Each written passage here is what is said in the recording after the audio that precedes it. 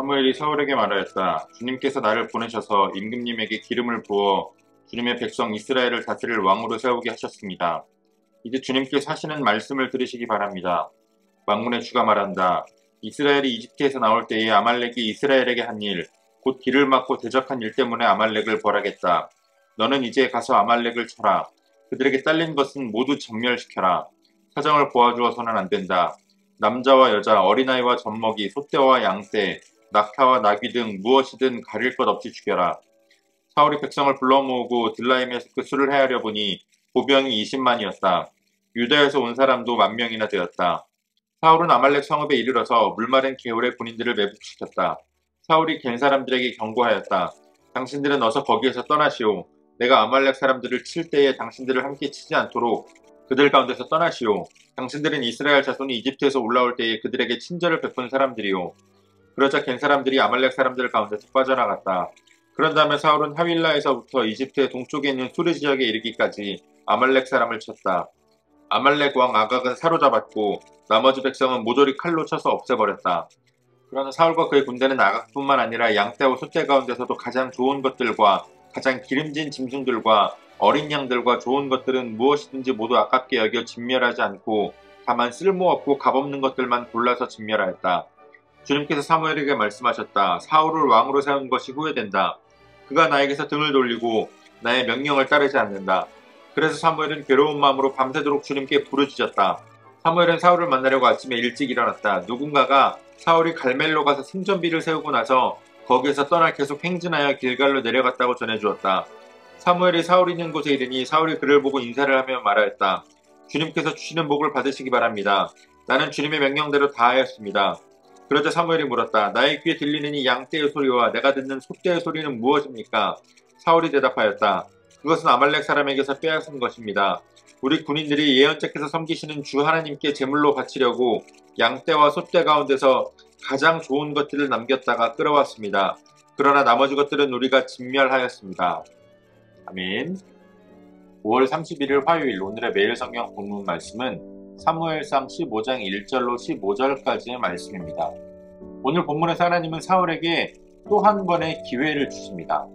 사무엘을 보내셔서 그가 하나님께서 세우시는 왕임을 기억하게 하시고 아말렉을 공격하라는 말씀을 주셨습니다. 그리고 이 전쟁에 대한 명령을 한 가지 더 하십니다. 그들에게 딸린 것들은 무엇이든지 전멸하라, 진멸하라 라고 하는 명령이었습니다. 아말렉에 대한 완전한 심판을 명령하신 겁니다. 그것은 2절의 말씀처럼 그들이 출애굽 때에 이스라엘 백성들을 공격하고 대적한 일 때문이었습니다. 아말렉과의 전쟁은 출애굽한 이스라엘이 처음 치렀던 전쟁이었습니다. 여호수아가 백성들을 이끌고 싸웠고 또 모세가 손을 들어서 기도하면 이기고 내리면 지게 되는, 그래서 아론과 홀이 모세의 손을 붙들고 기도해서 승리를 얻어낸 하나님께서 싸우신 전쟁이었습니다. 사실 이 전쟁은 마실 물이 없어서 광야에서 불평하는 이스라엘 백성들 가운데에 모세의 리더십을 강화하고 또 믿음의 공동체로 결속시키게 하기 위한 하나님의 뜻이 담겨 있다라고 해석하기도 하는데요. 이 전쟁이 주제가 아니기 때문에 더 자세히 나누지는 않겠습니다만, 그럼에도 불구하고 아말렉의 공격은 하나님의 구속 사역에 대한 대적이었고 하나님은 그 일로 아말렉을 진멸하고자 하시는 겁니다. 이어지는 말씀을 보면 사울의 왕권이 얼마나 강화됐는지를 볼 수 있습니다. 그가 요나단과 함께 군사를 모집했을 때에 처음에 3,000명을 세웠습니다. 그리고 그가 블레셋과 전쟁을 시작할 때에는 백성들이 다 도망가고 600명밖에 남지 않았었습니다. 그러나 오늘 본문에서 사울이 모은 이 백성들의 숫자를 세어보니 보병이 20만 명이었습니다. 사울은 아말렉을 공격하기에 앞서서 그들의 조상들을 선대했던 겐 사람들에게 경고를 해서 피할 수 있도록 배려를 해줍니다. 전쟁은 이스라엘의 승리였습니다. 그러나 이 전쟁을 통해서 사울은 다시 한번 하나님께 버림을 받게 됩니다. 그가 하나님께 순종하는 것 같았지만 끝까지 온전히 하나님의 말씀에 순종하지 못했기 때문입니다.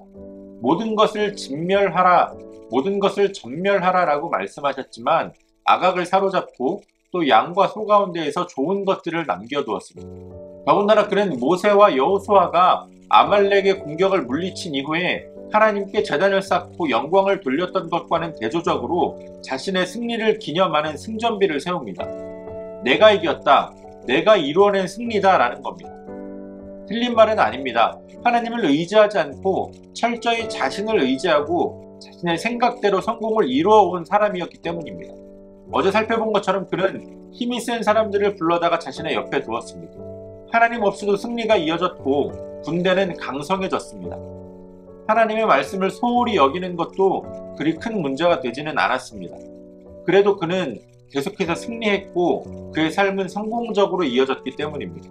사무엘이 사울을 찾아와서 내게 들리는 소떼의 소리와 양떼의 소리가 무엇이냐라고 묻자 그는 너무나도 당당하게 내가 하나님께 드리기 위해서 빼앗았다라고 말하게 됩니다. 그러나 오늘의 본문을 살펴보면 그가 하나님께 드리기 위해서 빼앗은 것이 아니라 그저 그것들이 아까워서 남겨둔 것임을 알 수 있습니다. 그럼에도 그는 내가 하나님께 드리기 위해서 빼앗은 것이라고 그것을 포장하고 있는 겁니다. 하나님은 이스라엘에게 제사를 요구하시고 또 제물을 요구하시지만 하나님께서 제사와 제물이 필요해서 그것을 요구하시는 것이 아니라 이스라엘이 하나님과의 관계를 회복할 수 있도록 제사와 제물을 제시해 주신 겁니다. 그러나 사울은 마치 하나님께서 제물을 필요로 하시는 것인 양 자신이 하나님께 대단한 호의를 베푸는 것처럼 말하게 됩니다. 이 세상에는 하나님 없이도 성공하는 사람들이 매우 많습니다. 어쩌면 세상적인 성공을 거둔 사람들 가운데는 하나님을 의지하지 않는, 하나님을 믿지 않는 사람들이 더욱더 많은지도 모르겠습니다. 그러나 하나님 없는 성공은 결국 교만으로 이어지게 되고 결국 그 교만은 우리가 하나님의 말씀을 무시하게 하고 하나님의 뜻을 무시하게 만드는 그러한 결과를 가져오게 됩니다.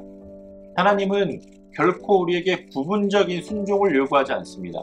하나님께서 우리에게 요구하시는 것은 완전한 순종입니다. 하나님의 말씀이 깨달아지고 하나님께서 우리에게 말씀하실 때에 우리의 생각과 욕망을 접목시켜서 부분적으로 순종하는 것이 아니라 온전한 순종으로 하나님께 영광을 돌릴 수 있는 저와 여러분들이 되어지시기를 소원합니다. 오늘도 우리에게 주신 본문의 말씀을 몇 차례 더 읽으시면서 개별적으로 여러분들에게 깨닫게 하시는 말씀을 묵상하시고 각자의 기도로 오늘의 묵상을 마치도록 하겠습니다.